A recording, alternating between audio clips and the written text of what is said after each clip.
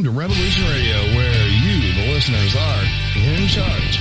Here at Revolution Radio, we present 48 broadcast hours of news and information each and every day. Revolution Radio never sleeps. Revolution Radio is worldwide and borderless information. Revolution Radio is also commercial-free. Revolution Radio is supported 100% by you, the listeners. And that's why we appeal to you to donate and support this station and its expenses. You can support us in many available options like archive subscriptions, our seed pack selections, or even my woodworking store. And we also even have Revolution Radio's swag at the Revolution Radio Zazzle store, which you can get t-shirts, coffee cups, even a baby onesie. Or you can just plain donate to the cause. We cannot continue without your support, and your support is what helps pay the bills. So please, if you wish us to continue, please stop by our station support page and drop a dime on us. Revolution Radio, where information never sleeps.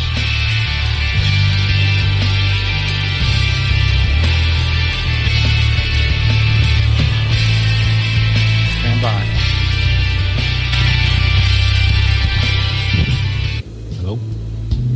Damn.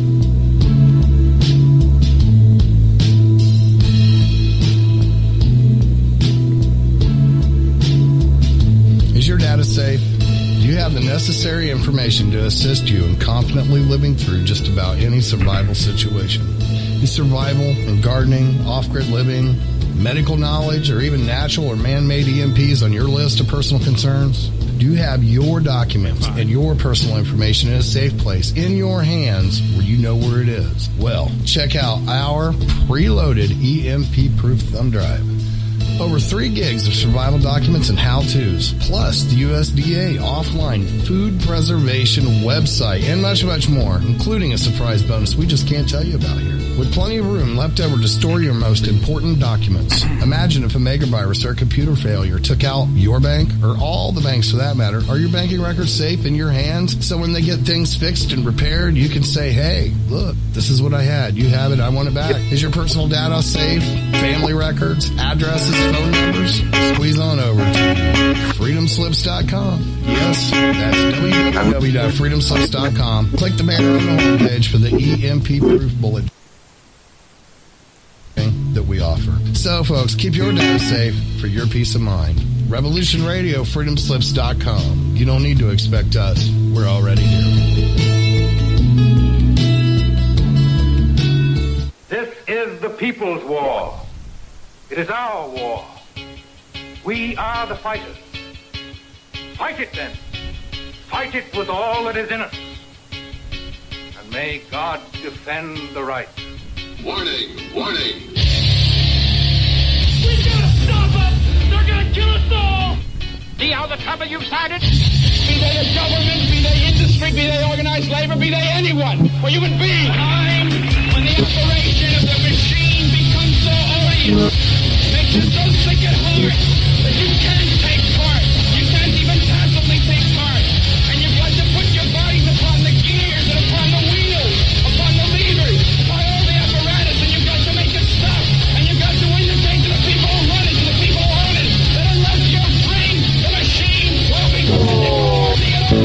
Revolution Radio, freedomslips.com, the #1 listener-supported talk radio station. Throw yourselves upon the gears of the machine. Revolution Radio, where information never sleeps. We were driving to the hospital emergency. My clock.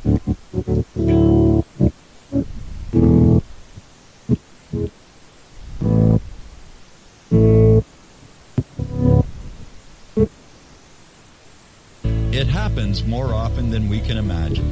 In my case, I was sitting at home, and out of nowhere, I just started feeling uncomfortable. Then it got worse, and I started perspiring. I tried to ignore it, but I waited too long. The chest pain came as we were driving to the hospital emergency. I felt my life clock begin to tick. I barely survived. There was lots of damage done to my heart. What do I do now? I was lucky. I took a leap of faith and tried a 7-herb formula with hawthorn, garlic, cayenne, and more called Extendivite. Herbs have been used for thousands of years to keep us healthy. If you're not using Extendivite as a preventative supplement, maybe it's time to start. To order, call 1-877-928-8822 or visit heartdrop.com. Extend your life with Extendivite. The opinions expressed on this radio station, its programs, and its website by the hosts, guests, and call-in listeners or chatters are solely the opinions of the original source who expressed them. They do not necessarily represent the opinions of Revolution Radio and FreedomSlips.com, its staff, or affiliates. You're listening to Revolution Radio, FreedomSlips.com, 100% listener-supported radio, and now we return you to your host.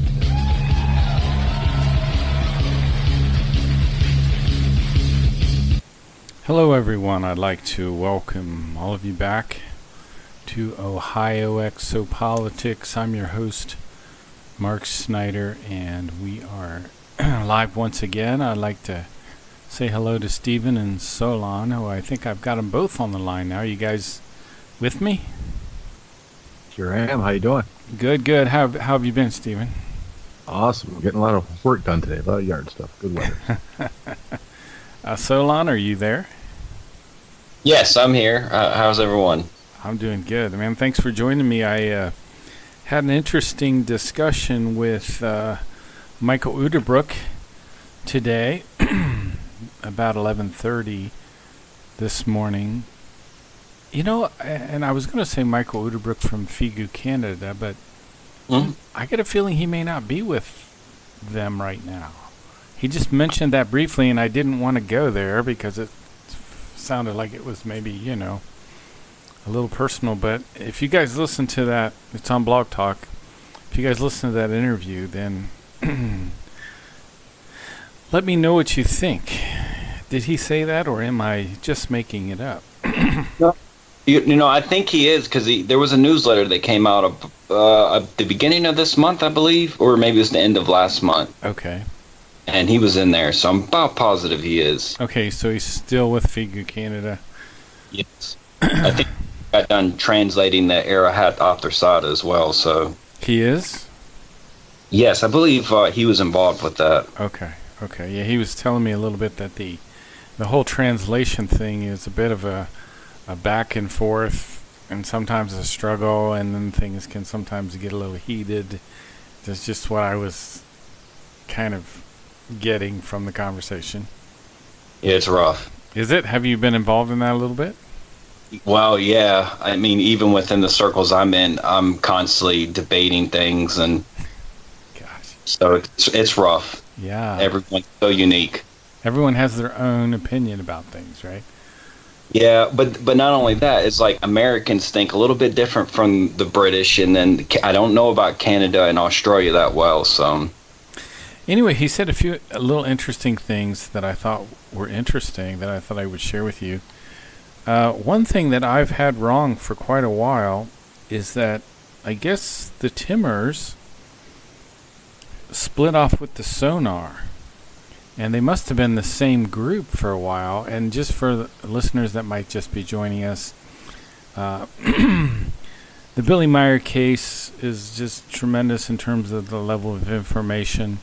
One of the things they say is that our universe is called the Dern universe, and it was created about 46 trillion years ago.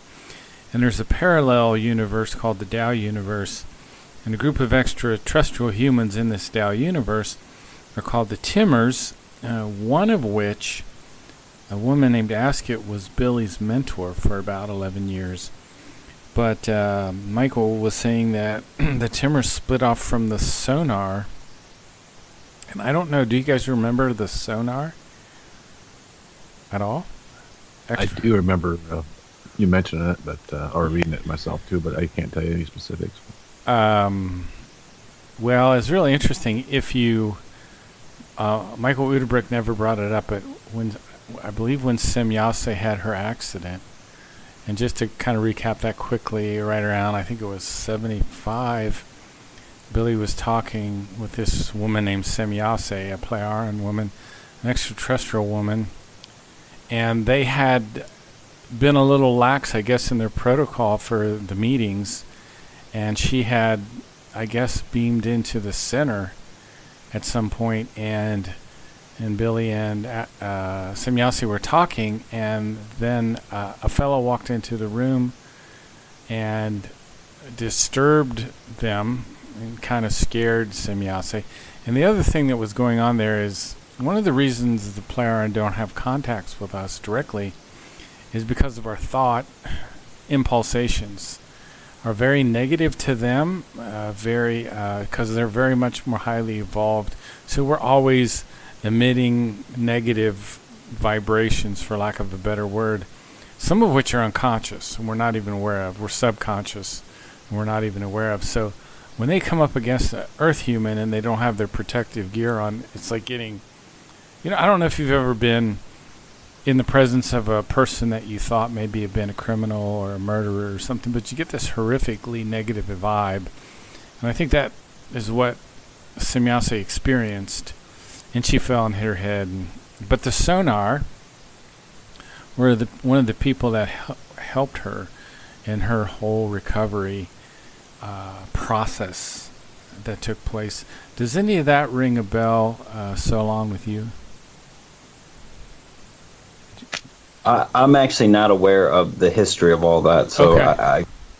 I was just throwing that out there, seeing if it might stick a little bit. Well, I do know that Ptah has a wife or so with either the Temers, I believe, because that's where Asket comes from. I think that's her niece, right? His niece? Or his... Ptah is the father of Semyase, I believe. Svath is the grandfather of Semyase. So maybe it's Svath? Yeah. I don't know. I know that there's a relationship with one of the Ishwishes, right? The Ptah's Svath.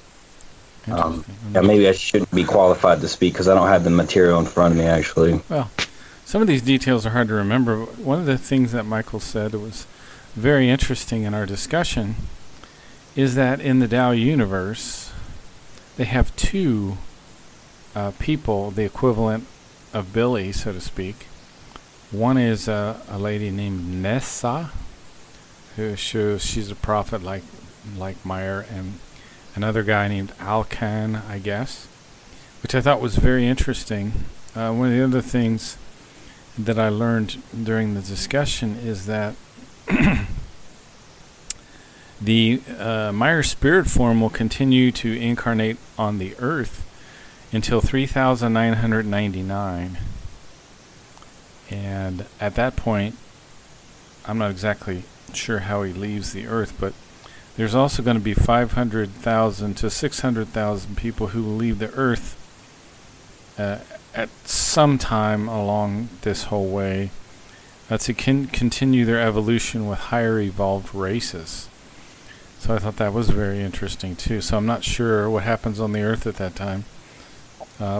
If it's anything like what we're seeing, it's probably they left because they couldn't stand to be around Earth humans anymore. So anyway, I thought I would share that with you guys. I thought that was kind of an interesting discussion.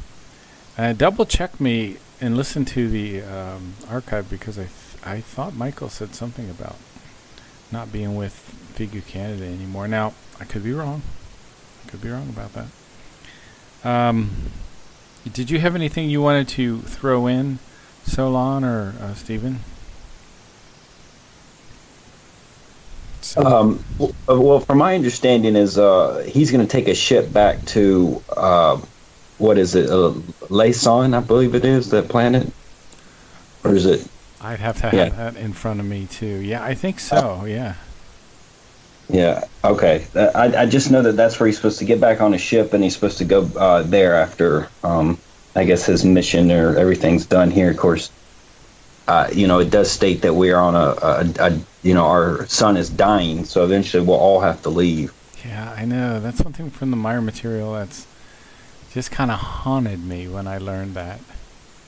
Well, I feel like science is realizing there's going to be like this cold age coming, but then we also have like this heat that we're generating from the CO2, and I really feel like this is causing a huge stir in the scientific field with people saying, oh, we're going to have this and we're going to have that. In reality, we just don't know everything.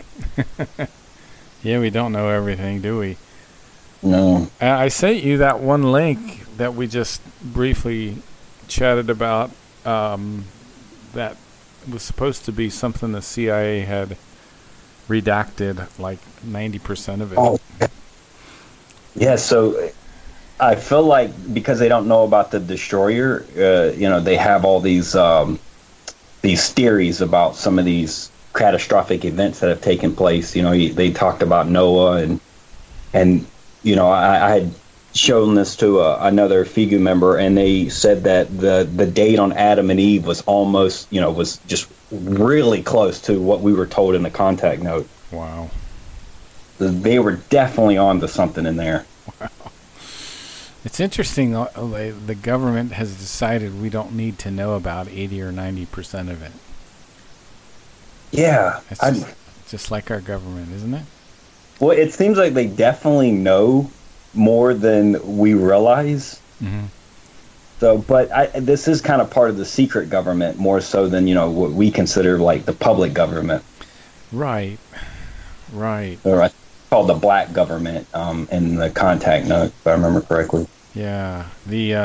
Speaking of that, I might just talk a little bit.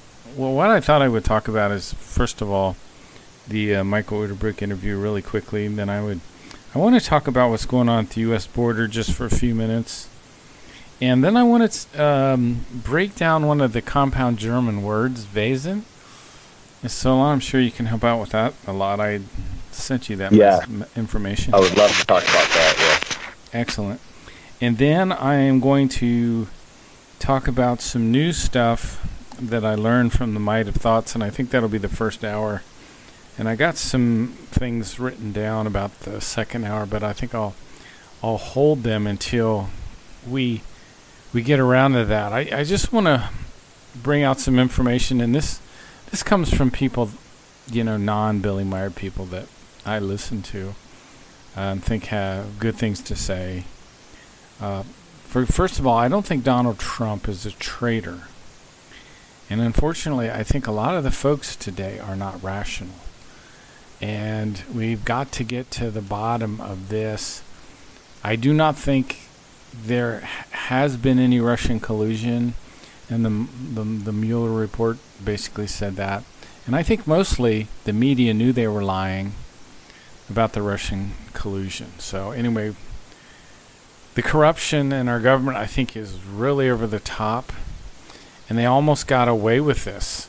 They want to get rid of Donald Trump, and it's for sure that they want to do this. And even after 11 months of this whole Robert Mueller thing, he comes to the conclusion there was no Russian collusion. So this, you could say, was an attempted coup d'etat of a sitting president. This they were trying to find a crime. So with all this time and all this money, they found no collusion. And this is what gets really bad, is the FBI attempted to implant their own informers into the Trump campaign. And one of these informers was named Stefan Halper, who is actually an MI6 agent and a Cambridge professor. And they tried to get him hired into the Foreign Policy Advisory Board. And if this guy would have got in, he would have created the Russian collusion. So these people, they're trying to put a crime on Donald Trump, and I don't think we can let off. I think we have to defeat these people. We need to educate many as Americans as we can, educate ourselves. I could learn a lot more on this whole thing. So the FISA warrants, which is how this whole thing got started, they were illegal. And the very foundations of our country are being assaulted. And we're at a very dangerous point in our history. And Trump is standing up against this attack. And I believe that the CIA and the DIA have turned against Trump, and in my opinion, I think somewhere at the bottom of this is the Chinese communists. And I'll talk more about that in a minute, but there was no collusion. There has never been collusion, and this was an investigation designed to get Trump out of office. So we have now in the mainstream media, on the left mainstream media, CNN, MSNBC, knew there was no collusion. They want to create an audience that wants to hear a bunch of lies, and the people are being educated to hate our country. And this is a dire circumstance that we're under. So the president, I believe, should shut the border down completely. And I think this is the main issue for America. And if the border's not shut down, we will no longer be a constitutional republic. The people are going to swarm across the border, not thousands, not 10,000s, hundreds of thousands, millions of people, literally millions of people are going to swarm across our border. And we already have tent cities of homeless people in our cities. If we don't shut the border down, all of the prophecies in the Maya material are going to come true. We're going to have the civil wars, and we're going to have the other destruction and the chaos all associated with that. And I'd love to hear what you guys think, Stephen and Solon, about this southern border thing. Well, I'm with you in the fact that I believe it needs to be secured. I mean, that's the bottom line for your self-defense. Right. A lot of the people coming in are from MS-13 and gangs. A lot of people with diseases. It's a ghastly situation. Solon, do you have any comment? You don't have to comment if you don't want to.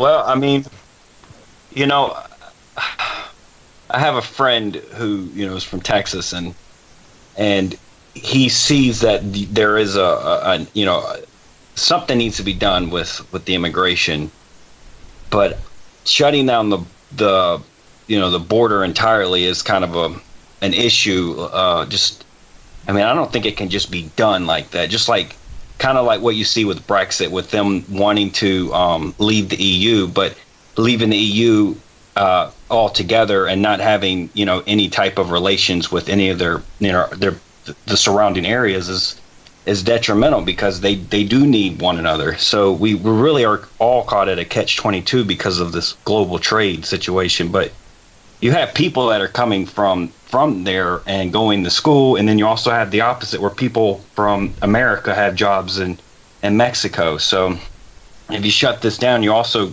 create that problem. So, but I definitely think something needs to be done. I mean, this is like the start of the stopping of overpopulation. If we have to control the borders before we can actually implement any type of policy for that. Yeah, thank you for saying that. Yeah, it is directly related to overpopulation. And it's a big, big deal. And you're right. I mean, shutting down the border, you have to do it with the military. Is the only way I think you could do it. You probably have to put 20 or 30,000 soldiers down there. I don't know how many you'd have to put down there, but I think that's the only way to shut it down. And if you do that, that's going to cut off, like you said, people's jobs, it's going to cause a lot of economic issues at the very least. If you liken it to a body, it's just like having a proper protection for yourself. If your skin is diseased and things are coming in and there's no barrier there, well, you're going to get sick. You're going to have all kinds of problems. But if it's healthy, good things stay in and bad things stay out. I would like to know how big the problem is with the homeless in the U.S. right now.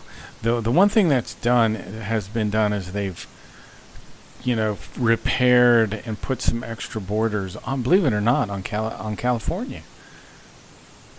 And I know a lot of the people in California want to just let all the immigrants in. At least they say that. I don't think they understand what they're saying. I don't think they foresee what's going to happen if that happens. You know what I mean? Yeah. I think they don't see the... Go ahead.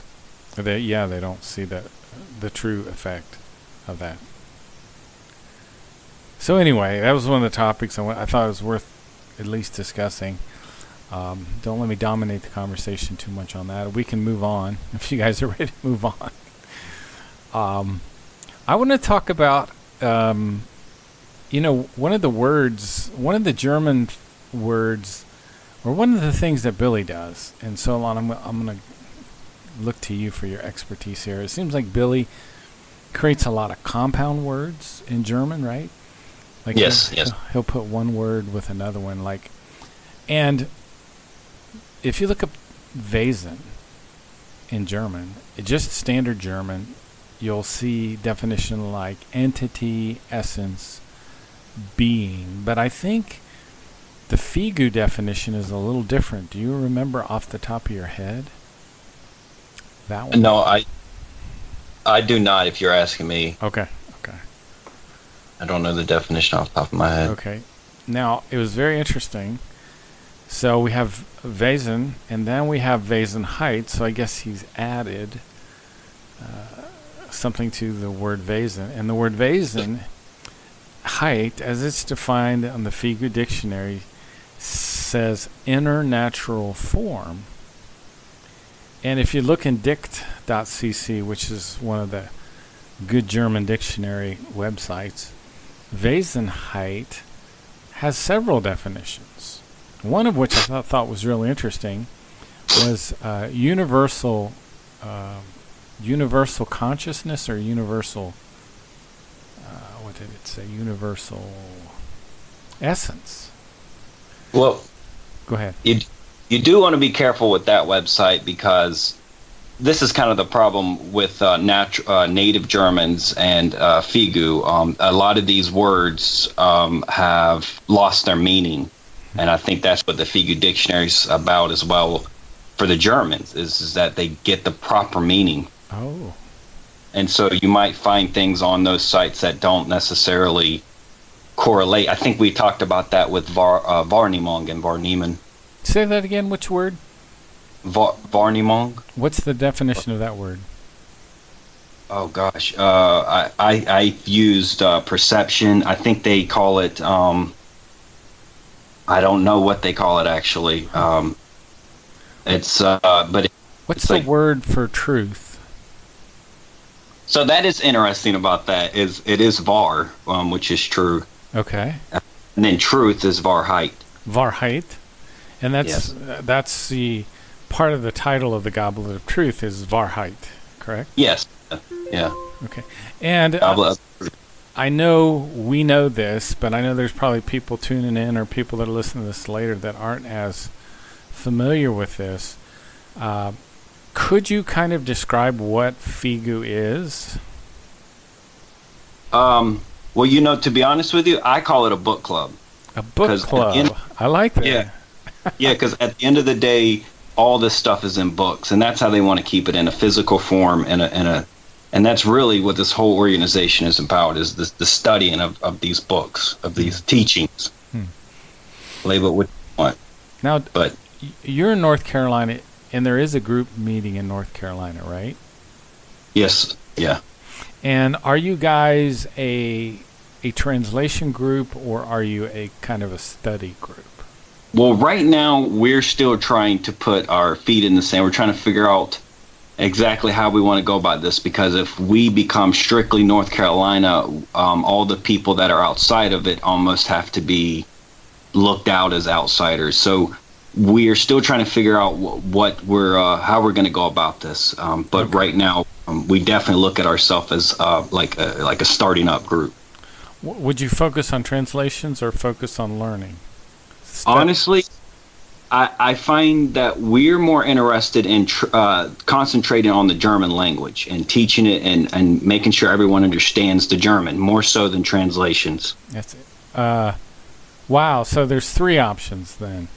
There's focusing on learning the material. Like, I went to Munz Park at a study group. No translation, no study of the German, just studying what the book Might Have Thoughts says.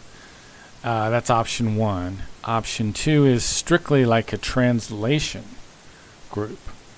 where you spend the majority of your time, discussing, is this the right word to use here? Is this the right word to use there? And then you're saying that there's a third option even, which is focusing on like the German language more. Is that what you're saying? Well, we do all of those. Okay. Because, it would be useless to just read German and then not know what it means. And then it would also be useless to not be able to have some type of translation so you could speak to one another back in English. Mm-hmm. And it's also very important that you know what's being said and that we get to discuss it and you have your input. Mm-hmm. It's real easy to get bogged down in the details of translation, though, right? Yeah, well, it's tiring. It's tedious. Well, the problem is I've had a lot of arguments with certain people about translating. It causes arguments. I swear it does. Yeah, and so that's why we say we need to know the German. What words you want to put on it, as long as you know what it's being said, that's the most important part. Because, when I read German to myself, sometimes I don't translate these words. So when I hear someone say an English translation, it's like, where's the German? I need to know what you're translating because I don't see that. So with a word like Wesenheit, how would you define that word? Yeah, so I'm actually really happy you sent me what you sent me. Now, of course, I'm an American. I just kind of want to give just a little bit of how I came about with my own translation of this word. Okay. So, I'm an American and I've been around people and especially New Age things and being Southern. And I feel like this word is very much connected to when we talk about someone's nature. Like, you have people around you that are like very hugging, or they're maybe forgiving, or they're giving themselves. And we say, oh, that's just their nature, that's just who they are or whatever, and you just got to learn to accept it, Mm-hmm. And there's goods and bads to it, of course. And so that's kind of how I see that word is it's their nature. And, when I'm talking to myself and I'm thinking about things, that's kind of how I end up saying it when I'm thinking about things in English. And I'm like, oh, yeah, that would be Wesen, wouldn't it? And I found that word kind of connects for me. But that's just me. So somebody else might see it as like essence. Yeah. So it's hard to be dogmatic, is what you're saying. Yes, it's very hard. And that's what I'm saying. I'm an English person. I have my own words for how I see the English language, and I kind of feel like this is almost like a deterioration of English too. So I need to learn to be more, connected with everyone about their we use the correct words so we understand one another. Well, what do you mean by deterioration of English? Well, I found that whenever we write with people don't use a lot of commas anymore. Sometimes we're not, when we text, we do it so fast, and sometimes we don't even understand how to, I've got to the point where like I'm having to spell things out in my head instead of using the computer generated spell checker. Right. Because I found that it's deteriorating even inside me, that I'm having a hard time spelling. I wonder, do you think this is an attack, whether intentional or not, on people's ability to spell? It seems like spell checkers are not a good thing in some ways. Well, I honestly see it as a big experiment that we don't understand. So, technology is relatively spell checker. I mean, back in the 90s, I remember spell checker being like a standard, like it was like really awesome, right? Mm-hmm. And now it's just got to the point where people can't live without it. So we can't spell anything anymore. Yeah, and I'm not attacking everyone. If people just kind of sat down and thought this stuff through, they would come to the realization that it's almost a burden that we don't have it. So it's like you're kind of stuck with needing it now. We need it. That's funny. You know what this is like? What? It's like, look at all the translations of the Bible. Oh, yeah. And people say the same arguments, like, oh, that has nothing to do with the original, or this is the true version, and but there is one, like he wrote it in German, and if we can understand it from its true language, then I guess the closer you are to the original, the closer you are to the source. It's one of the words that has fascinated me, and you've heard me talk about it a million times probably. Wesenheiten. So, Solon, I'd like to hear your idea or definition of a vase and height. Okay, so I don't have a definition for it, but I will tell you how I see the word in German. Okay. So, I just told you that the way I see the Wesen was like a nature of something. Right. And in German language, the height or sometimes even Kent, K-E-I. H-E-I. Anyhow, I was going to use a German word, but nothing's coming to me. Anyhow, the height typically can be translated as nis or tion sometimes. So I think in this case it's more like Wesenness or the natureness, and it's more like when we start using that, like for instance, you have love, and then you have the loveness of something. You know what I mean? It's like almost like you're extracting some information out of it. Now, on the Figu dictionary, the strict definition is inner natural form. But when you read that, when you come across that word and you're reading German, it has a little bit of a different connotation to you then, doesn't it? I mean, in English, I have my own translation for it. But in other words, you wouldn't say inner natural form is the first thing that comes in your head. No, I wouldn't translate it at all when it comes in my head. It stays in German. So what I'm trying to get is at the meaning. What meaning is in your head, or can you speak it in English? Well, I just, like I say, when I was telling you about the nature, when I look at Wesen, it's like almost the nature of whatever it is. And then when you put the ness to it, to me, you're like extracting some type of information from it. Like you're looking at it and you're kind of trying to figure it out. That's interesting. Is it like the essence of something? Is that what you're describing? Yeah, that's what Wesen, I think that's another translation, is the essence. That's very interesting. So if you wanted to say, the way I say, you can say it's the essence of something. Maybe add an I, or the. Yeah.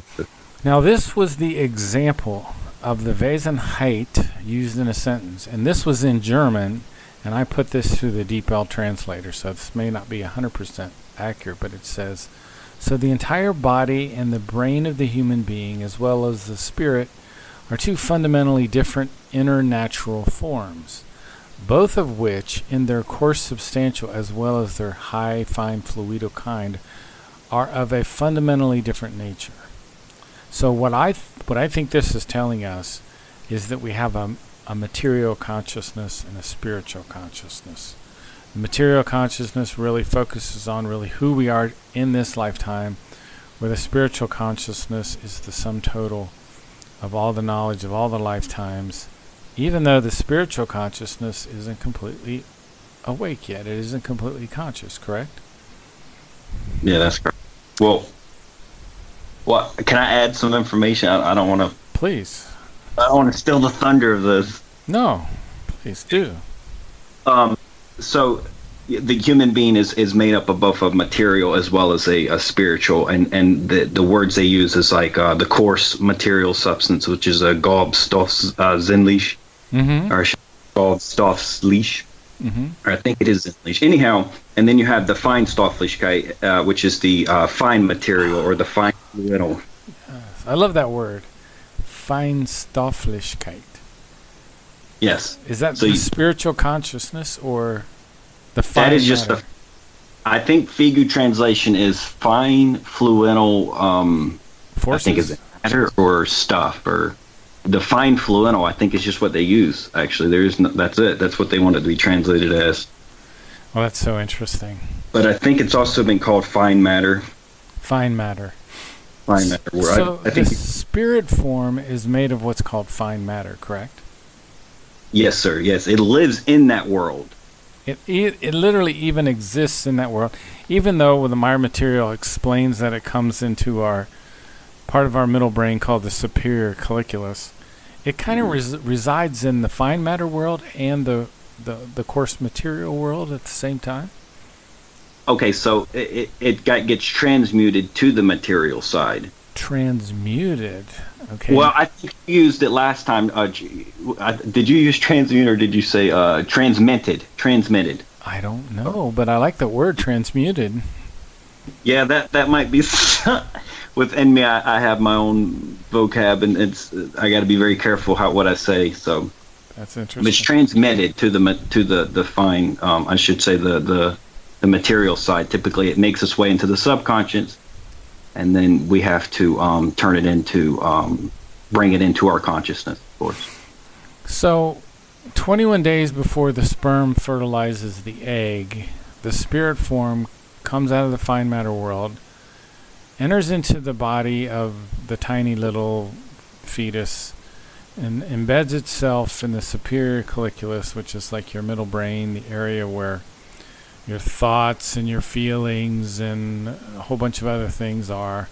And it brings with it the subconsciousness, which has the programmed all the material from the previous lives. It also brings in a consciousness, the material consciousness, which is completely brand new. And then the spirit form, which has all of the knowledge of all your previous lifetimes, is there, but it kind of exists also in this other realm, the fine matter world, at the same time. Is that correct? That's where it is. Yes. It didn't come out of it. That's just where it's at. Well, doesn't it say literally, though, that the spirit form goes to the superior colliculus? Yeah, that's where it resides in the human being. That's where it resides in the human being. Yes. So is it bilocated at that time? There you go. Good word. Yeah, you were thinking that. 21st day, yes. It comes in and it animates the body, or it gives it life. So there is a bilocation. I don't know what you mean by bilocation. Two locations at once. Yes. Is it? Say that one more time. It occupies two locations at once. From my understanding, it's just one location. We have a material side, and then we have a spiritual side. But of course, in the minor material, it's called the fine matter. Well, if we look at a molecule, right, 99.9% of it is non-material. Does that make sense? Yeah. So the material is only just a teeny tiny piece of that if you're looking at it in a microscope. So in essence, when you're looking at something, there's 99.9% nothing. It's something, but it's not so much a physical observation. Yeah, I mean, so within that, so what I'm getting at is within that is that where that resides, that realm, if you will. Yes. There you go. That's exactly what they call it. Actually, is the realm.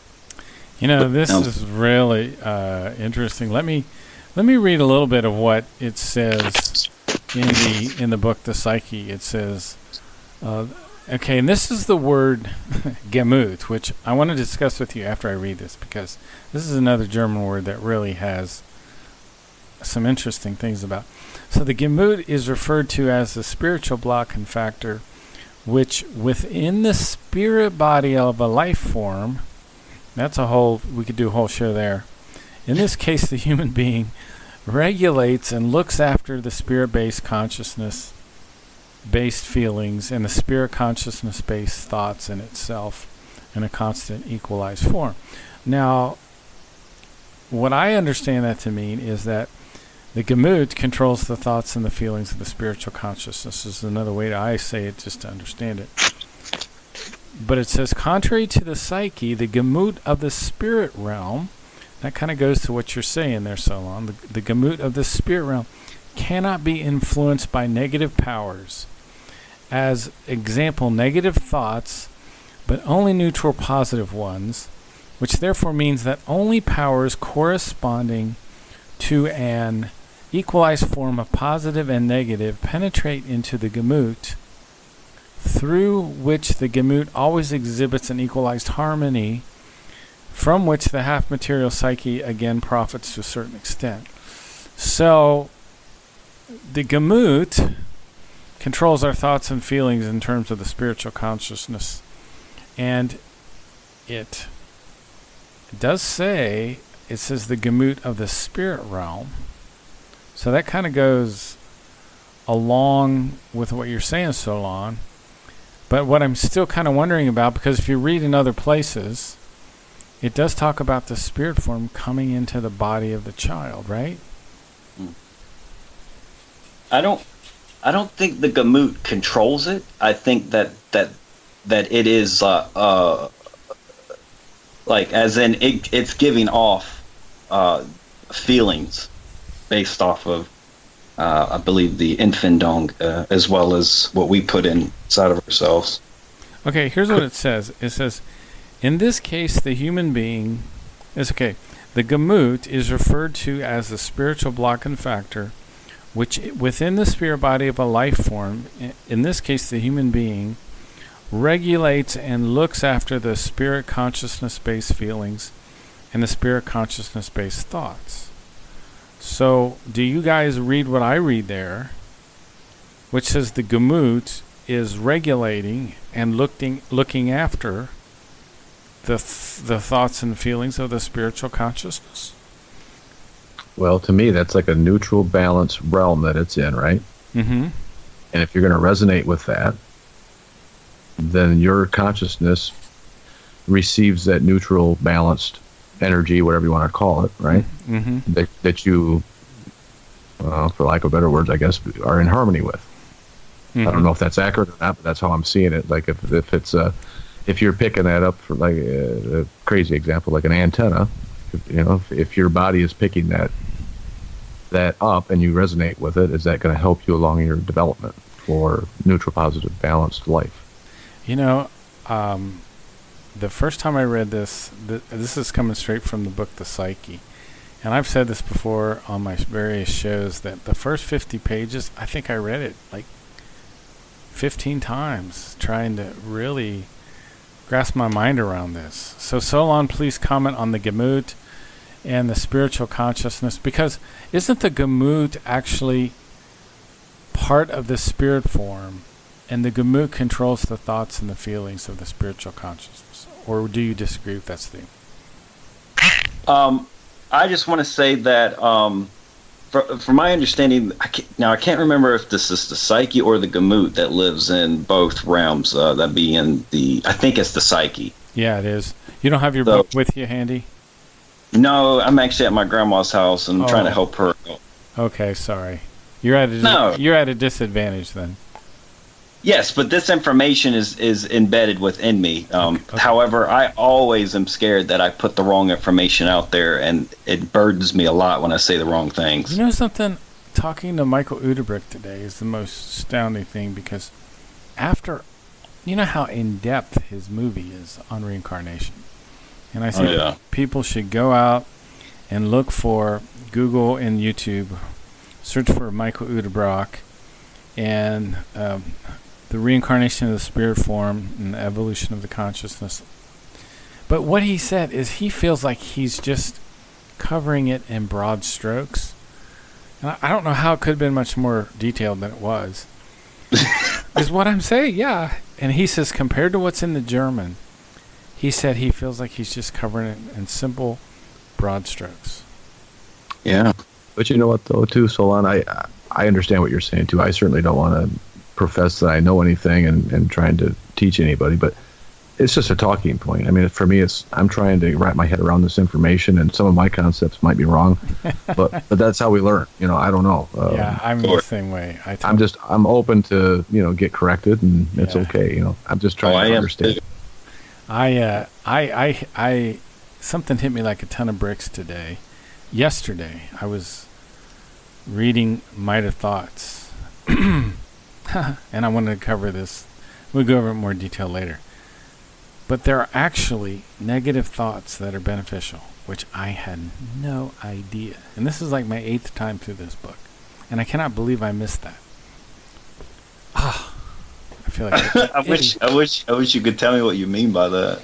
Well, literally, we'll cover it later, because it's in the part of the Might of Thoughts I want to study. But evidently, negative thoughts, which if they go out of control, if they're not okay, you know how the German word Ausartungen is? No. Yeah. Am I saying that correctly? Yes, Ausartung, yeah. Yeah. You said it perfect. Okay. He said if it's not if the negative thought is not Asartung or Arsartungen, I forget which one he said specifically. He said it can still be a healthy thing. Yeah, definitely. I can give you an example of that. Okay, good example. Really? Yeah, please do. Okay, so sometimes we'll get. Oh man, I'm trying to figure out one. I'll try to take something in which I've had and try not to put too much information in there. But sometimes you'll. Okay, we'll take revenge for instance. Yeah. So sometimes you'll get really. I'll use me in a video game reference. Mm-hmm. So I was playing a video game and I was with an ally, which means there was two of us and we were playing against like AI. So and during this guy turns on me and starts to kill like everything that I have, and then I was like got extremely upset and I was asking him why he did this, and there was like no real response, and so I instantly said, I'm just gonna go over there and destroy his whole base. And as I thought this, I felt my heart beating really fast. I felt me just feeling really awful, and I realized that I had gotten out of control. Oh, good for you. And I said, you know what? I'm not going to do this. I'm going to explain to him that I'm no longer going to play. And that's exactly what I did, and I just walked away. Wow. So, I had the negative thought. I had the feeling that told me this was wrong, and I instead of letting it go out of control, I caught myself and said, I'm walking away. Another example, that's probably a good example too. But as I started thinking about this and how a negative feeling might be really important, like you ever been driving on the road and get a negative feeling like something bad was going to happen, and then slow way down, and then suddenly either a deer jumps out in front of you or the car in front of you slams on its brakes or something like that, and you're like, wow, I'm glad I had that negative feeling and paid attention to it. So that would be an example, I would think, of a negative feeling that could be save your life, right? Well, yes. Something came to you for sure that told you to slow down. Yeah. I don't think it's necessarily negative. I think more like you have a negative thought and it generates something inside you that tells you whether that's right or wrong. Yeah. What about right? That's what it means. Righteous indignation. Well, explain. I don't know what.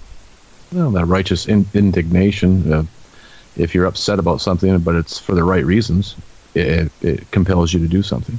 Yeah. So that's probably a more positive thing, like where you get really upset and it causes you to do research on it, and then you realize There's another good example, because sometimes that happens. You'll get upset about something, and then you'll go really study it hard, right? Lights a fire. Yeah. So you have like so many people that are like trying to live off grid, and they're realizing how hard it is and whatnot, and that's another way they're realizing like how great we have it, or how unsustainable things are. I mean, there's many different ways of learning from the negative, I guess you could say. Well, but getting the negative feeling, now that we're discussing... Sorry. What's that? Is that your phone? There's another negative feeling that hit right on cue. My goodness, man. I hate cell phones. You know that? I had somebody that wanted to... It's one of the other Meyer guys, and he wanted to get my phone number, and I'm like, dude, my cell phone comes on for 2 minutes. I start up Google Authenticator, get a 6-digit authentication code, log into the network at work, and then I shut the damn thing off, and that's all I do with the cell phone. Anyway, that's a side. Well, man, no wonder you have such a niceness to you. Great. I find that most people who don't get on the computer and the social media and whatnot to be way more healthier in terms of conversation and the indifference and whatnot. I've heard that Facebook is designed to make you depressed. Yeah. I don't know about that. I can't swear to it, but see, our freedoms are being we're being attacked. Our freedoms are being taken away through social media, and what they're doing is intentionally banning certain points of view, and pretty soon you'll only be able to have an expression of a point of view that is in harmony with whatever the deep state is saying. So all of these people, whether they're conservative or whether they're on the left or whether they're Meyer people, like you and I lean towards the right a lot on a lot of things, but we will not be able to have these viewpoints much longer if we don't stand up and fight against this, because the deep state, I think, is being controlled by the Chinese communists. And there's a censorship that was in China that is now coming through the U.S. and it's coming through Twitter and Facebook. And what they want to do is they want to ultimately take away our ability to have independent thought. And that's what Billy says, is independent thinking is what allows you to evolve. And if you can take away freedom of speech, then eventually you'll get to, no independent thinking. And you'll get to that part of the society which is totally controlled, which will be 99% of the people. And that's what I was talking about earlier, about the genderless, totally... Are we over? Okay, we're over time. So we'll be back right in 5 minutes. Are we on break time? No, we're not on break yet. I'm gonna mute and I'll tune into the station. I'll let you know. Okay, go ahead. So anyway, wow, interesting first hour, Solon. I always appreciate chatting with you about the Meyer material, and Stephen. Love it. Okay, so when we come back, like we're gonna go on break here in a minute, we will pick back up with the term Gemut, because the Gemut is translated as mind in most. Yeah, that's the false translation. That's the false translation, but that's the standard German, right? Yeah, but like I say, they've lost the meaning of this. Oh, they have. Yes, sir, they have. That's a false translation. Okay, I think we're on break now. I don't know exactly. I don't hear the music yet, but it should be on. We should be coming on break soon, and we'll pick up with talking about the Gemut. And I want to talk more about the whole idea of thoughts and feelings, and how negative feelings can actually be a beneficial thing. So anyway, folks, we'll be back in about 5 minutes. I don't think I got a message that the music is starting yet, so maybe I should hang on just until then. But yeah, the Meyer information, in case you guys are just tuning in, you don't know what we're talking about. We're talking about the books of Edward Albert Meyer, books, particularly the book called The Psyche, and the book called The Might of Thoughts. And I think we are on break now, so let's go ahead and take a break, and we'll be back very shortly. This is Ohio Exopolitics, and I'm your host, Mark Snyder, and we'll be right back.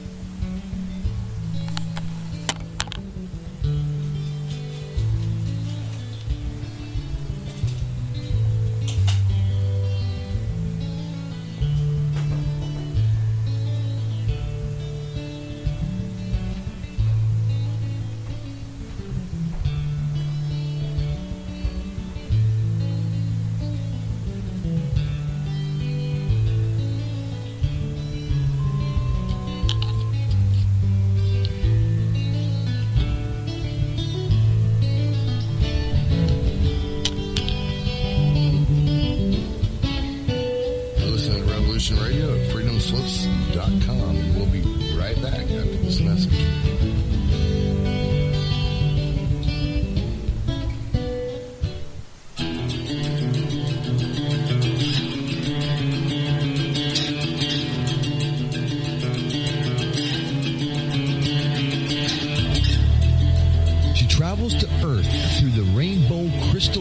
travels from the furthest reaches of space and time, across the dimensions, through the elements, and in harmony with the colors of the universe. Through her mastery of abstract stream of consciousness malapropisms, she weaves a web of comic, satiric, cosmic conversation. Her subjects can range from Norman, the goose next door, to astrology and earth changes, and into the deep recesses of the soul matrix.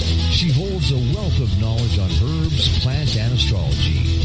Join Mona and her guests on adventures of a feral hippie as she touches the earthly radio waves 5 days a week at 2 p.m. Monday to Friday on Studio B at Revolution Radio.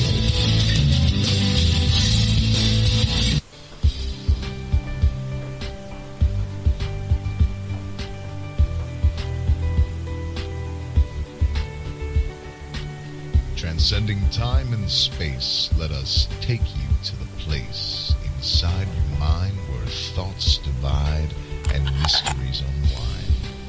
Join us every Monday evening right here on Revolution Radio at freedomslips.com from 8 to 10 p.m. Eastern Time, and you will catch the Fenton Perspective with our great host, Lorian Fenton. Come listen in as she shares her amazing stories from the past to present, along with all of her guest secrets to the future. That's the Fenton Perspective every Monday evening right here from 8 to 10 p.m. Eastern Time, only on Revolution Radio. Oh, and you don't need to expect us. We're already here.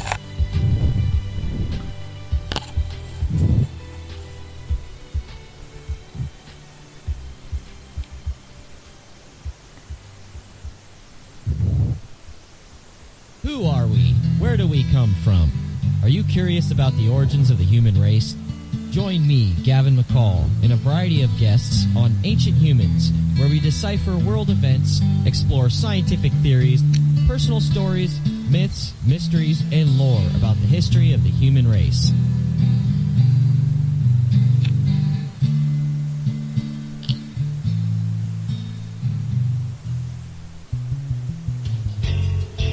Hi everybody, it's me, the Fetch, host of Inside the Eye Live.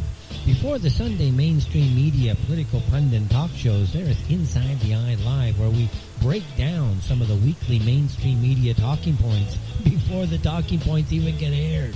Add in some entertaining stories, weather, cats, intriguing and informative guests, and you get one of the most listened to Saturday morning streaming media political talk shows going today.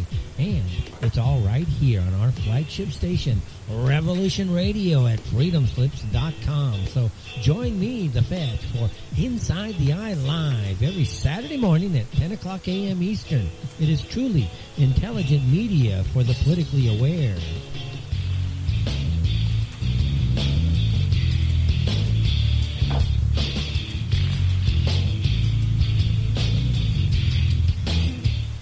It happens more often than we can imagine.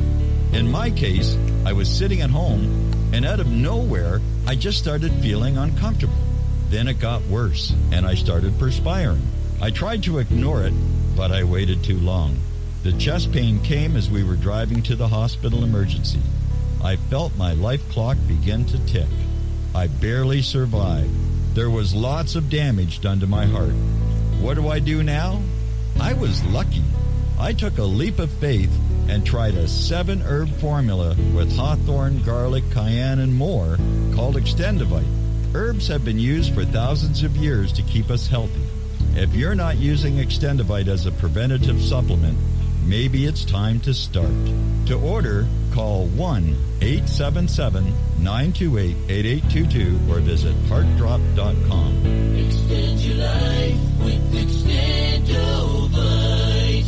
The opinions expressed on this radio station, its programs, and its website by the hosts, guests, and call-in listeners or chatters are solely the opinions of the original source who expressed them. They do not necessarily represent the opinions of Revolution Radio and freedomslips.com, its staff, or affiliates.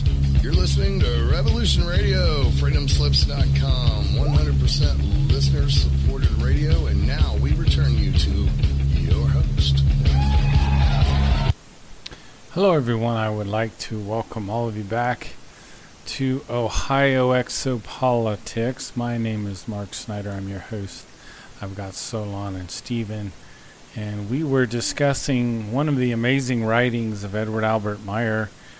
One of the books is called The Psyche, and another one of his fantastic books is called The Might of Thoughts, Macht der Gedanken. And I think before the break, Solon had talked about an example of where he had a negative feeling, a negative thought, but he responded to it correctly. And he kind of cited a case where he was playing a video game and made a decision to...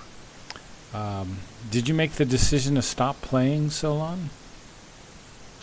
Yes, after I realized that I didn't like what was going on inside me. Now that's interesting because you had detected something that Billy calls the vicious cycle, where you're rotating negative thoughts and an emotion got triggered, right? Yes. You know what, I always like to quote that one section in the Might of Thoughts. It says, when tangled ideas confuse the thoughts and cause them to go abruptly from one extreme to another, which creates a misdirection of the thoughts and triggers emotions which can lead to murder and manslaughter. That's where you were, I bet. Well, I feel like that's more or less what's going on with the political problem. Elaborate. Well, I felt like what happened with me was I got into a revenge mentality. Well, isn't that your emotion was triggered? And yes. You wanted it was all make believe. It was in a video game, right? Yeah. You know. Well, I've had this in real life too. I was discussing Russia with someone, and I told them straight up I was pro-Russian. I am too. I'm in many ways. I'm pro-Russian. Yeah, maybe I shouldn't have said that out loud, but this guy was against Russia and hated him and despised me after that. And we both got out of control. We were both mad, and you could see it, and I could feel it in myself. And I looked at him. I should have probably never touched him. I patted him on the back, and I said, "This conversation is over," and I walked away. Wow. We both got out of control. You know that there's so much. I do want to add. Go ahead. He actually thanked me after we departed from one another because we were at a workshop. He actually came up to me and thanked me for my, for stepping away, because we both had gotten upset and kind of stayed distance from one another to calm down. Well, the whole purpose of studying the Meyer material, in my opinion, is to be able to analyze yourself all the time. To determine when you've gotten out of control and when the spontaneous emotions have triggered you, or however you want to think about it. I guess the thoughts trigger the emotions. Or actually, okay, let's try to get some of this straight. We've got thoughts, we've got feelings, we've got emotions. The thoughts usually cause the feelings to grow. But these emotions, from what I've been reading, they're reflexive, they're spontaneous. They're very difficult to control, correct? Depending on your state of evolution, yes. Okay, elaborate. For instance, because I have learned to pay attention to when I get out of control, be it I notice that I'm getting hot, my heart's beating real fast, things are out of balance within I have to pay attention to myself. Mm-hmm. I've learned to do this. And all evolution is just a development. That's also another word they use when they use the translation. Instead of development, they sometimes use evolution. And I've just learned to do that. Let me read something that kind of goes to what you were saying to a degree. It says, fundamentally, it must be explained yet again, all of a human being's thoughts and feelings are important for him or her, regardless of whether their nature is negative or positive, and whether it is conscious or unconscious. Manipulation of the natural state of the thoughts and feelings must never be attempted by only thinking and feeling purely positively.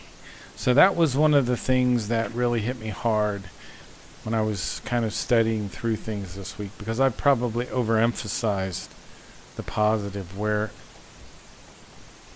the negative feelings are evidently important for growth, et cetera, you know?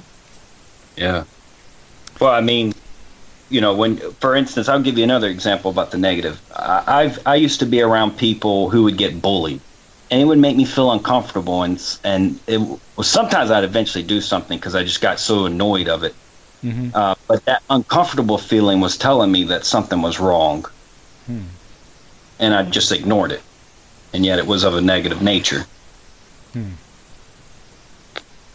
That's interesting. Okay, let me read the next thing here. It says, thoughts create feelings, and feelings influence the psyche, which I think is an important statement. I've heard you say that before, right? The thoughts create the feelings.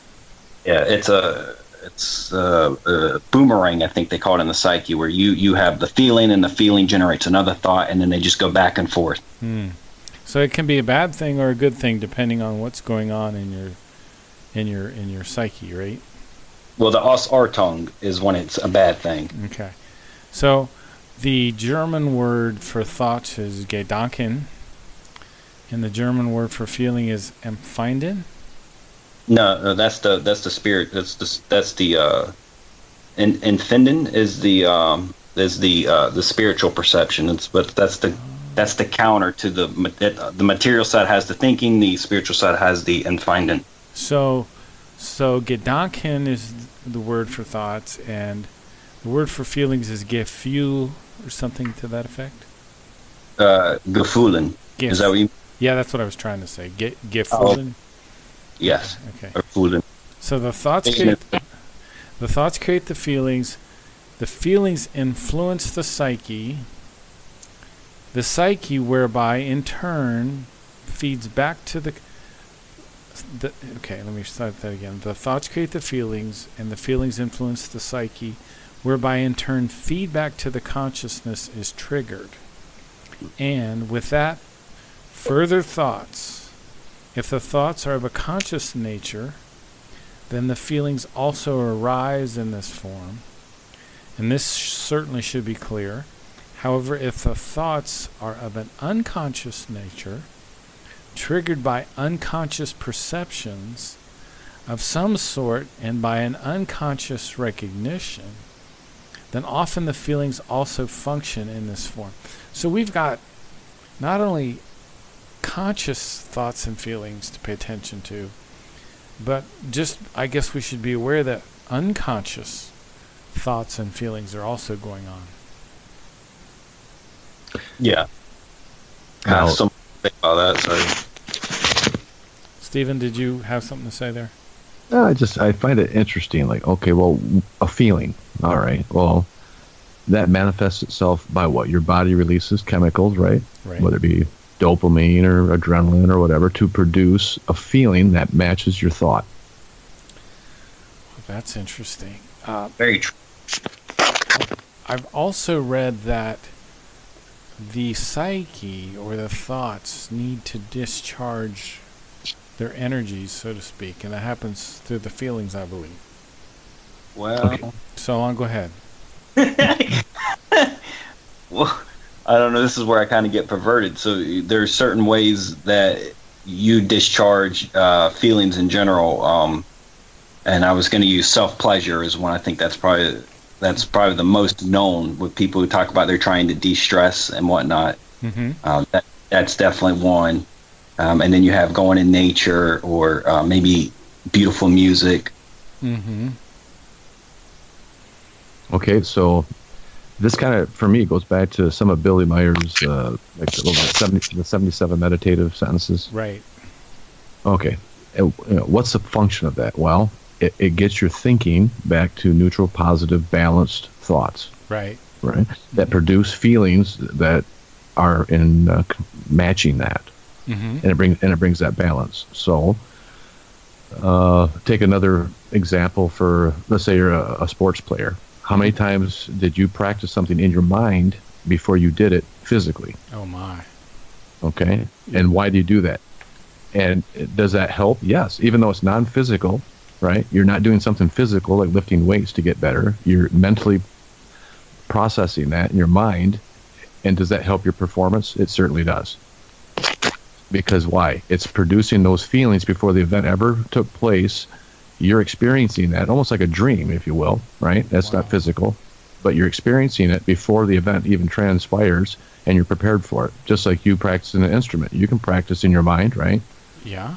And that helps you later. I mean, there's been experiments done with this. People doing something physical, somebody just doing it mentally, and then a control group doing nothing. And yes, the group that practices physically is going to have a marked, improvement. But yet, the people that practice in their mind have a marked improvement as well over the control group. That's very, very interesting. Can I add? Sure. So, what you're doing in your mind, what the German calls setting a zeal. Mm-hmm. Oh, that's so interesting. Please elaborate. Well, it's just that you set what you're wanting to achieve. And what's cool about this has actually been, I've actually watched things on this because I find it fascinating. The sports people, when this actually just automatically happens, they call it being in the zone. Exactly. So they're aware that there's something more to them. And why is that? Because you're creating, right? It's like a process of creating that you're a part of. Is that where a waveform collapses to a particle that creates reality? Like a potential that's out there, but it collapses to a particle when it's focused on, right? That's profound. It is the nature of the thoughts that by their might alone every conceivable thing can come to fruition. There you go, creation. Boom. Mm-hmm. So you brought up the meditative sentences, and let me read just a couple of these. It says, to live in today's world, I must be strong and develop tenacity with regard to my consciousness and my intellect. The more tranquil and tenacious I become, the more I cope with difficulties. Now, this one is always interesting, that you can be tenacious and tranquil at the same time. I look at it like you have to be tenacious to bring those thoughts back into a proper order. Because if you go back to your programmed wrong behavior throughout our whole lives, right? Right. And that's just automatic subconscious programming that kicks in when you're not aware of it. Yeah. You have to overcome that tenaciously. That's very true. Very true. Here's another one. The creational natural power is within myself, and I use this, putting it into effect in my thinking and acting. I change myself positively within my consciousness bearing, and utilize my creational natural power within myself for this. I am strong within myself and change my mental self-image positively. Now, I don't know why this thought came to my mind when I was reading this, because it seems kind of unrelated. But there's a passage in the Mind of Thoughts that talks about, I organize my thoughts. I clarify my thoughts. I make them more valuable and purposeful. So he talks about clarifying his thoughts. And steering them like a ship. Yeah, steering them like a ship. Solon, any comments? I'm just finding this to be beautiful. I'm learning. I haven't read all this book, so. Oh, really? I don't think Michael Uderbrook had either. Yeah, I find that it's so concentrated on the topic of thinking that sometimes it's a little bit too much for me. Oh, yeah. The first time I read any of this book was when I went out to Munns Park, and like there were like 10 people around this table or something, and everyone would read a little paragraph. And I'll be honest, man, they'd read a paragraph and I'd be like, I don't have hardly any idea what that just said. Well, would anybody, they would discuss it, right? They would try. Oh. You know what I'm saying? Yeah, there was some good things that were said.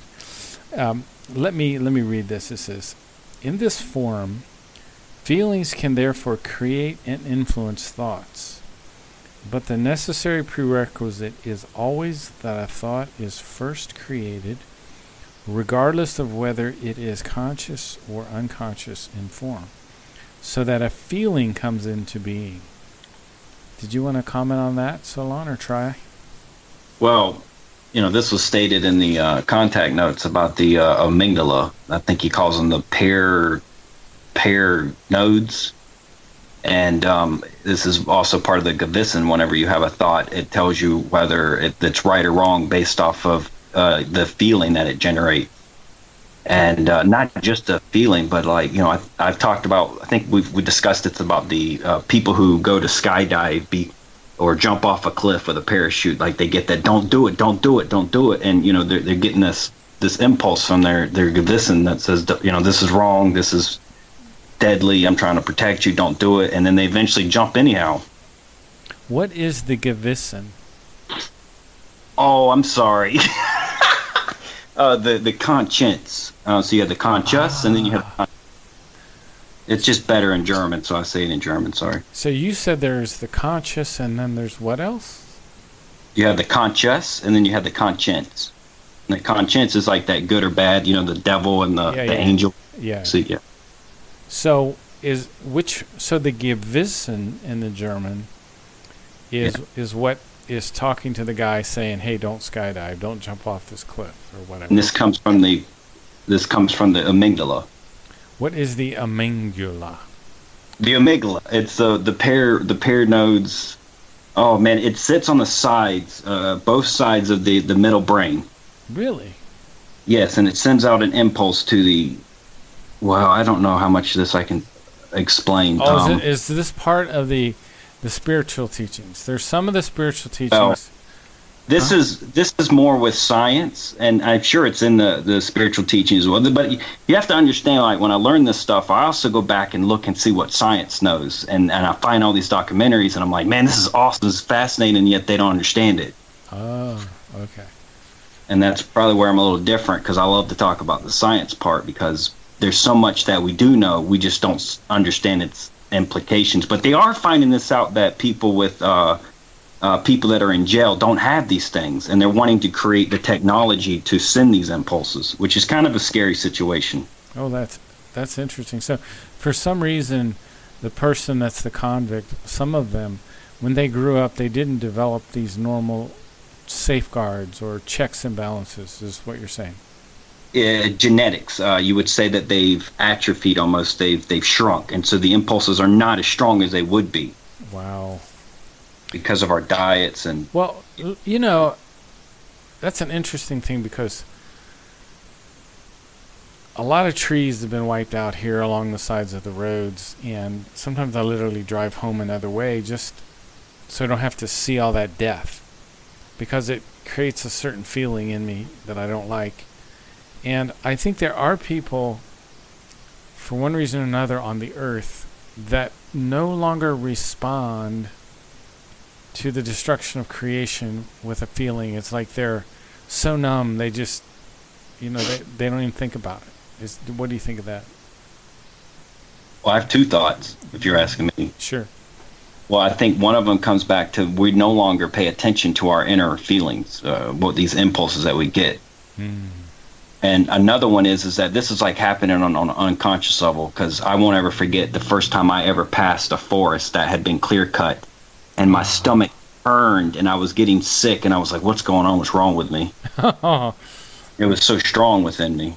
I had a situation like that in the Pacific Northwest when I used to go up to the guys up there, the guy that has over by Mount Adams, I'm not remembering his name, but there's a lot of strange flying things that come out of Mount Adams, and it's like a UFO hotspot. And I went up there a couple times, and I had the same thing, that they beautiful pine forests there, but there was like this section that had been clear cut, and it was the most horrific thing I had ever seen in my life. And it was like seeing World War II or something, you know, like a battle where thousands of people were killed, but it was trees. It was just horrible. I'll never forget that. Yeah, it makes me sad thinking about it, actually. I know it does. It really, really does. But what you're saying is that people no longer have these natural feelings, right? Well, they still have them, but there's two things that are taking place. One of them is they might not understand that that's having an effect on them. Like I say, when I felt that in my stomach, I didn't understand what was going on. Oh. So this is like lack of understanding. But then another sense is that some people don't pay attention to those things. They're like, oh, I'm just having a stomach ache or whatever, you know. Or they just outright ignore them. So they did not, they don't make the connection between the two. Yes, because you know that's coming from the unconscious at that point. though I'd much rather call it the subconscious, but you don't understand what's coming. You don't understand what's going on. Well, that's so interesting. That's just absolutely so interesting to me. So the purpose of feelings. What do you guys think of that? What is the ultimate purpose of it? Why were they... Part of what I read, and Solon may correct me or have thrown out something different on, is that there's your thoughts need to discharge in some ways. And if they don't, then you have confusion and other problems that occur. And I think the feelings is part of this process. Now, there's probably more to it than that. Or maybe I got part of that wrong. What do you think, Solon? Well, I don't understand the discharge part, but I definitely know that your thoughts have feelings. They generate. They both work off one another. Maybe. Okay, well, let's separate like this. What about AI, right? Artificial intelligence. It can do all kinds of things, but what makes us different is that we have these feelings that are produced through neurotransmitters and what else? Neuropeptides and hormones, right? All these things that are a process in our body that gives us something special that artificial intelligence doesn't have. Okay, let me read this. This one I finally found out here. Okay. If there were no feelings which are created by the thoughts, then the thoughts would run hot, because they would have no opportunity to discharge. Mm-hmm. Thus the thoughts need an opportunity to discharge their powers, so that they do not become excessive and do not become confusing. However, this discharging opportunity is the feelings, which are formed by the might of the thoughts, and which in turn must also discharge themselves. And for that reason they deliver their form power to the psyche, which in turn is formed accordingly, negatively or positively, depending on just how the thoughts and the feelings are formed. Wow. Well, that's pretty deep.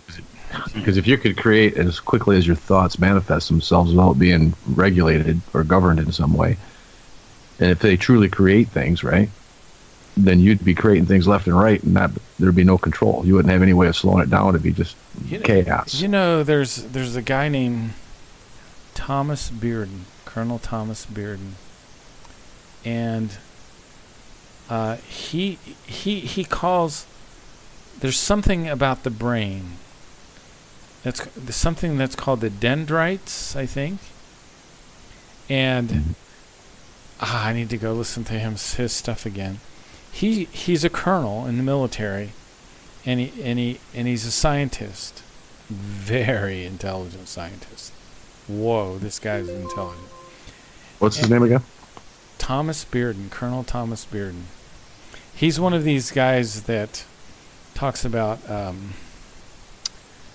energy, the negative, the 0 point energy, and things like that. Okay. And he says the government, meaning the deep state, knows their people that are alive, and they're born every so often, where there's something in their brain that's slightly different. That, you know, our thoughts don't immediately change reality, but he swore that there are people whose thoughts change reality, like that. And whenever one's born, there's a hit team put out on him, and they kill him. And it sometimes takes a lot of people to kill these people. I know that sounds insane. I know that sounds crazy. But this was from a guy that knows physics like way higher than I could even hope to get to this lifetime. So do a quick Google on Bearden, Thomas Bearden, Colonel Thomas Bearden, if you can find him. You'd probably really be interested in that, Stephen. Cool, thanks. I'm going to do it right now. I'm doing it right now. The Thomas Bearden website. Energy from the Vacuum, Concepts and Principles. Dr. Bearden's Vacuum Energy. Okay. There's one that's called Targeted Individuals. www.chenery.org or something. Yep, Yep, that's it. Solon, you'd probably be interested in that too. And that's kind of out there for me. I don't know. You should listen to him, man. He's not weird. He's a scientist, true and true. He's He's not a woo-woo guy at all. And he's Southern, so you like him.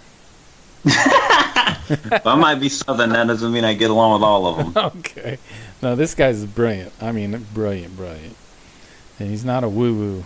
So, anyway. Well, for the listeners, I'll give it it's www.chenierre.org. Chenier is, chenier.org. I don't know if he's alive still. Go ahead. I do know within the contact notes, it talks about the black military being about, I think, 100 years more advanced than the general public of technology. Well, for next show, I want you to find that. That's really interesting. If you can. Okay, which is cool. I just scanned all the PDFs and all that, so I'll find that for you. Oh, that would be awesome. We could talk about that because I wonder, if Billy gives any credence to that. I hear that from time to time. He was saying they already had robot humans in the contact notes. Oh my goodness sakes! They're really advanced, and this was, this has been some years back, so who knows where they're at now? So I have a feeling they're not flying around in rockets. Well, they have talked about that they do have UFOs. I believe they do. They have the quote unquote anti-gravity or whatever you want to call it.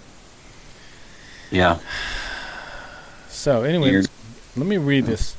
Feelings. Okay, I'm gonna start way up here. Feelings are automatic help in life, for which reason the thoughts which precede them must be amply and correctly nurtured and tended, because through their might they form feelings, and as a further consequence also the psyche. Feelings represent primary processes in the carrying out of life, which is why they should not be stifled or eliminated in any form. They therefore must only be positively influenced and changed with a neutral positive thinking. However, they must never be forced with Gewalt or be fought and eliminated. The human being's feelings are appropriate to his or her kind and to his or her life, and are a valuable store of practical experience, which never must be underestimated in its significance. Feelings. So, in the feelings, he talked about they have some positive effect on our life force. Oh yeah. Hello? Yeah. Yeah. Oh. Go ahead. Oh, did you want me to say something? Oh. Well, it's a lot like what Stephen was saying with the endocrine, or I should just say with the hormones. Mm-hmm. We know that if someone gets really badly out of shape, they'll produce adrenaline. Uh-huh. And too much adrenaline in the blood can really start to do damage to the liver. I think I talked about this last time. Really? And so you are damaging yourself through your own thoughts. Yeah, I think a high stress environment, right? Yes, constantly releasing adrenaline. Yeah, exactly. And I actually have an aunt who does she does counseling, and she talks about people with PTSD, and they'll roll now. This is me. This was not her, but they'll roll through their thoughts of the combat, and they'll be producing adrenaline and whatnot through this. And she talks about going in there and learning how to calm them down through that mindless meditation or something. I forgot what they call it now, but when they relive that in their mind, right, their thoughts, it releases all the same chemicals, just like they were in combat. Exactly. They're reliving it, right? And they go through They go through the vicious cycle too, because they can't turn it off sometimes. It just it goes on and on and on. Okay, this goes right along with the next passages here. But the difference between the feelings and the emotions is easy to recognize for every human being if he or she directs his attention to them. Emotions, namely, come suddenly like lightning, surging, exciting, and uncontrollable, whereby they are often only a short duration.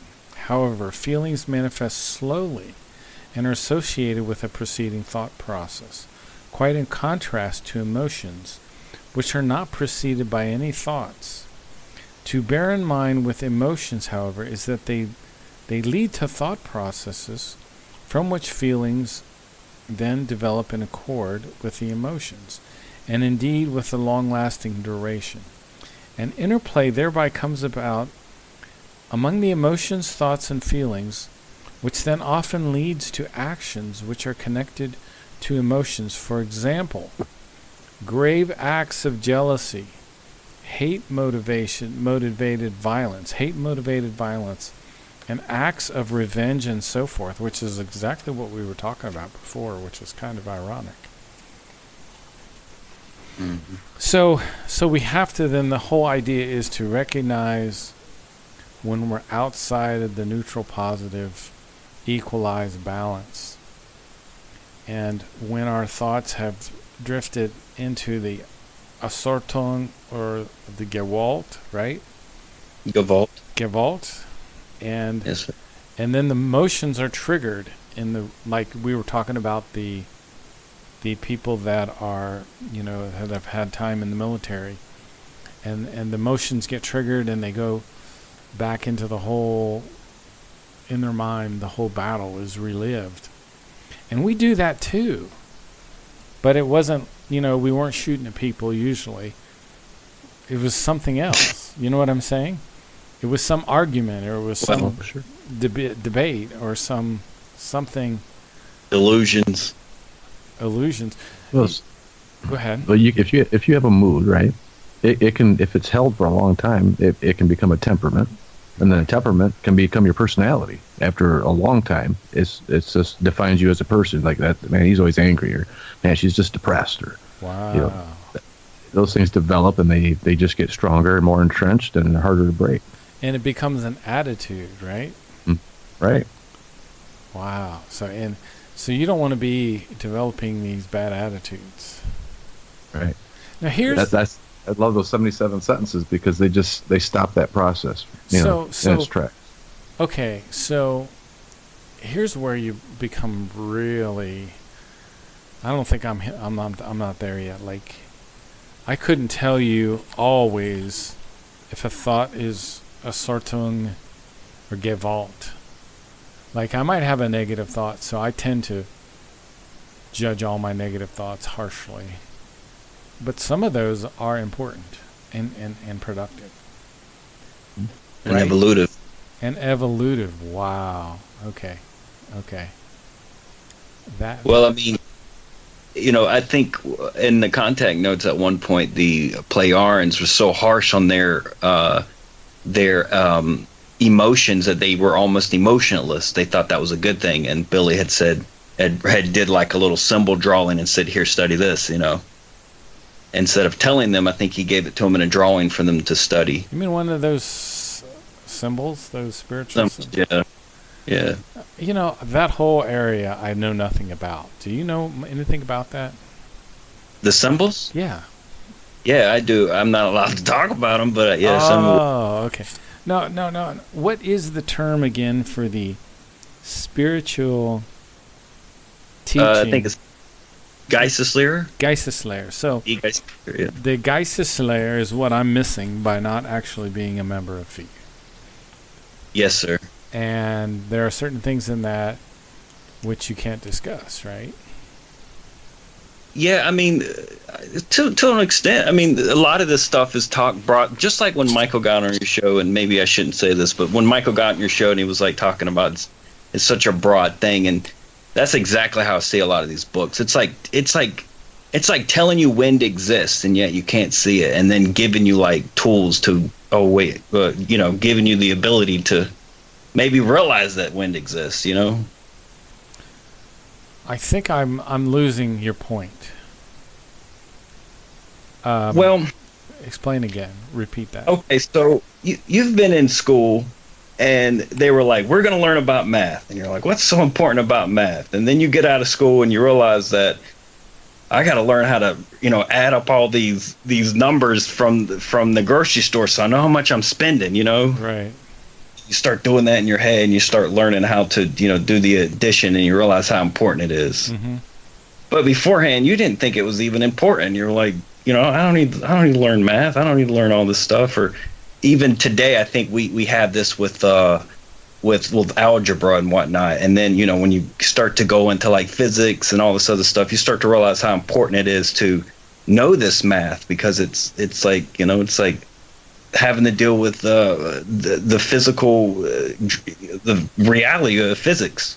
You know, is it possible that some of that stuff shouldn't be talked about because it'd be like celebrating your child's 16th birthday driver's license by giving them a Lamborghini or a Bugatti? You know, you can't handle it. Well, it's more like it shouldn't be talked about because I'm not the teacher. I'm only a student, and you need to read it from the teacher. Oh, I see. Yeah. Yeah. You come up with your own thoughts and feelings towards it. So I'm still amazed by what Michael Uderbrook was saying, that, you know, he was, like when he did that presentation on reincarnation, which was so incredibly detailed, and I listened to it 100 times, he was saying he was speaking in very broad strokes, and it wasn't detailed, and there was a whole bunch more information. And he said to me, he says, I am not an expert on any of this. And I'm like, whoa. That's how I feel. Whoa. Yeah. You know, and I think who's the girl? Is it from Australia? Which one? The other translator. There's Dyson Devine and Vivian. Vivian. Vivian, and you got you got Vivian Lake, and then you have my favorite. Well, I should say Dyson. Who is your favorite? I'm not going to say any names, but I really admire some of the people from Figu, Australia. I'll leave it at that. Okay, and I think they say the same thing, that they're not experts. No, of course not. When you, it's a lot like, have you ever tried to dive into any science and you realize there's so much to it that it's like you realize real fast you don't understand all of it, and then the more you dive into it, the more you realize you don't know. Well, you know, when I got my first degree, that's what I said. God, I'm just barely smart enough to realize I don't know anything. You know what I mean? Well, actually, that's one way you know that you're healthy, because that's part of like striving. It's like, okay, I need to learn more, so I understand more. Yeah, boy, I tell you, the field that I'm in is like that. Oh, you know. Yeah, IT. Yeah, I feel you. That's exactly. My goodness, without getting too personal, I tell you, there's like a flood. Is like this week I was just so, you know, it's like drinking from a fire hose. You've heard that expression before. That's what it's I've never heard that. You never heard that before? No, but it's funny. No, it's the perfect drinking from a fire hose. It's not pleasurable.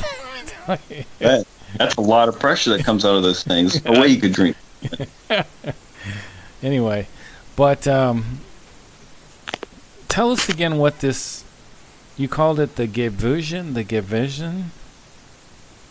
I don't know what you mean. And you were talking about it before in relationship to the thoughts.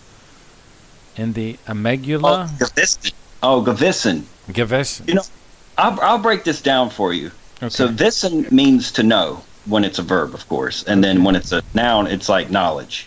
Okay. And then when you put the Garoon, which is the GE, when you put that in front of it, it's like the knowing thing. So it's like the thing inside you that has this knowledge of like what's good and what's right and wrong. That's what we're being taught. And it's called the.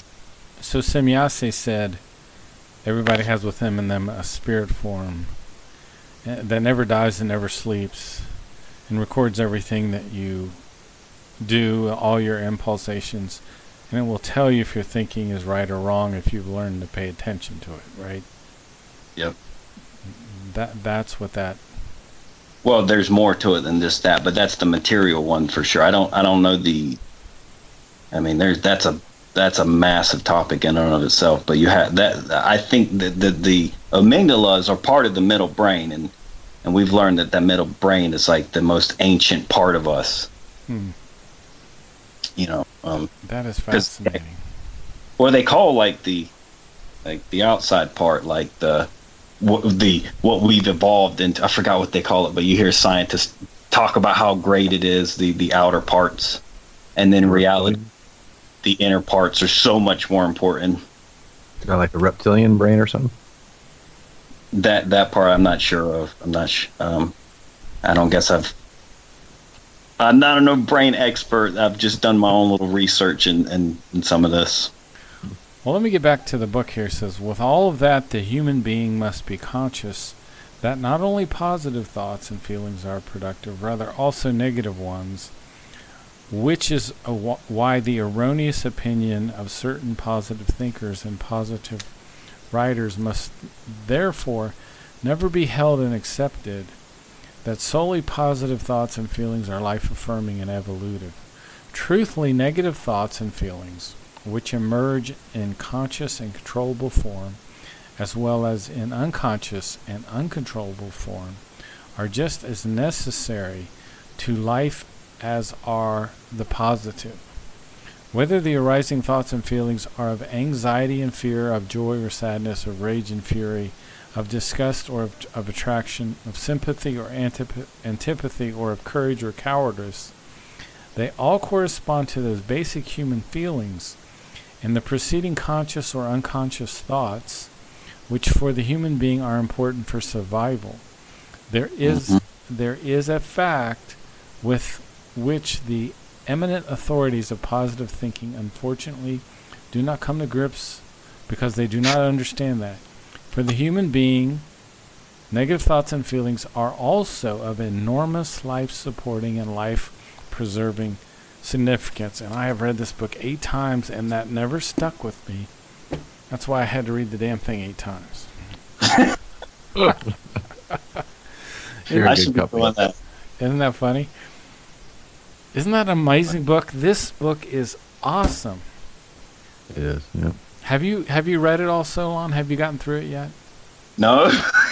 No, I have not. I have not gotten through the Talmud. I have. Oh, really? I like the Talmud. I like the Mind of Thoughts, man. The Talmud is going to be tough for me to get through.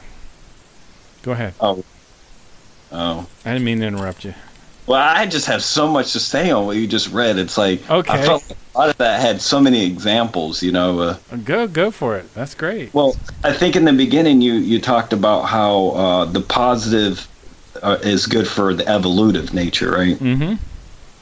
And I think it was Figu Canada that came out with a newsletter about like how to like love yourself or something like that. And it talked about how we were influenced by other people. And in there, it actually talked about how we needed to have a lot of these positive wish dreams. And I think that's kind of how I saw that. Mm-hmm.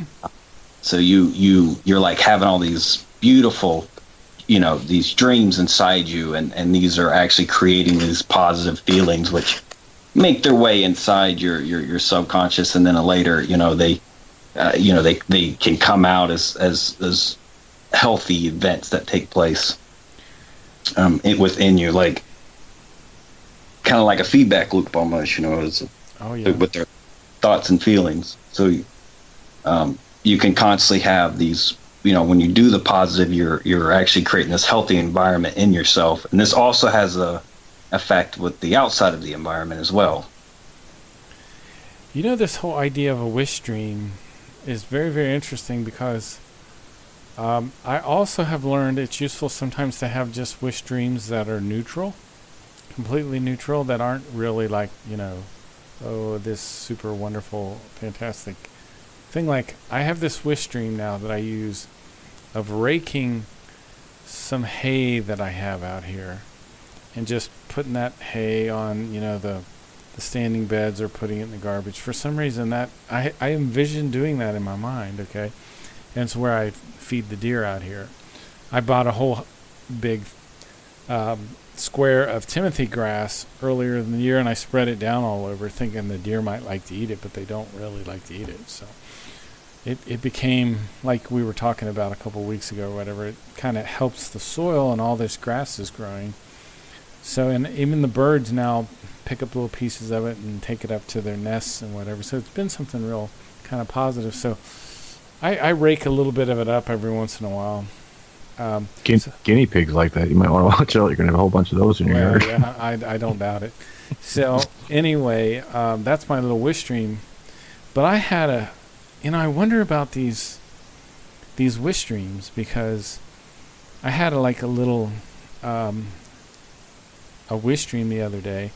It's been about 2 or 3 weeks ago. Gosh, we're running out of time here, but about 2 years ago, this couple asked me to open up for them at a musical event, and they were doing jazz, and I opened up for them, and they wanted me to play a long time because they didn't have a whole lot of material. I guess they don't play out that much. And I did, and I was hanging around and just trying to be, reasonable and nice and listen to them, because they had listened to me. Well, I don't know what happened, but this lady that was playing sax, man, her sax was way out of tune. I mean, it was horrible. Yeah, and she kept playing, and her husband was on keyboards, and the people sitting in the audience were like holding their ears, especially the little kids, and I'm like, oh, this is so embarrassing. And they did their first set, and she came over to me and asked me what I thought. So I had this, whole experience like, oh my God. Billy says, always be honest. So I tried to think of some way to put this in a way that was not horribly rude or anything that would like crush them, so they never wanted to play again.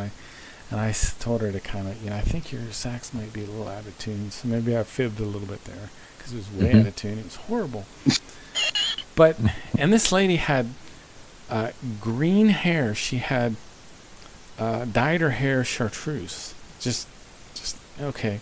So my buddy that I know who comes up to this brewery, so I, for some reason, okay, this is years later, fast forward to a couple weeks ago, my buddy comes up to the brewery up here to play. He's like 65 years old. He's like this master guitarist and plays a harp guitar and all this stuff. And for some reason, before I went to see him play, this experience that I had with this woman sax player and this other guy who was playing piano, her husband or whatever, kept going over my mind.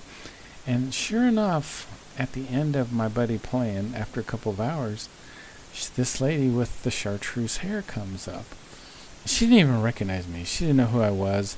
And it was so strange because my buddy, Eric, goes, well, I'm surprised you two have never met. And she goes, oh, no, I've never met him before. I'm like, oh, yes, you have. You're the lady with the chartreuse hair. Plays that too. So, but anyway, I had this. Isn't that funny? Isn't that a funny story? I'm sorry, that's great. Isn't that funny? That was playing in my subconscious. It was almost like I was looking forward.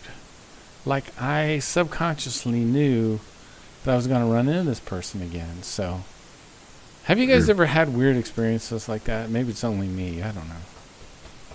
Oh, yeah. Isn't that strange? Isn't that a strange scenario? But the thoughts and feelings are... The power of the mind is really beyond what we know at this point. Solon, did you want to throw anything in there? Not really.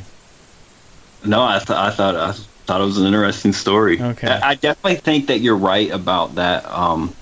That you want, when you do give somebody criticism, that it is of an honest nature, but it's not one that's so harsh that it hurts them. It's a fine line. It's a hard thing to do sometimes. Well, when I won't ever forget when I was younger, the women, or I should say the girls that were dating, whenever they said no to you, they always had this like really nice, gentle way of going about it. and they were always like, they would say something like, I'm not really interested in having a boyfriend right now, however they would say it.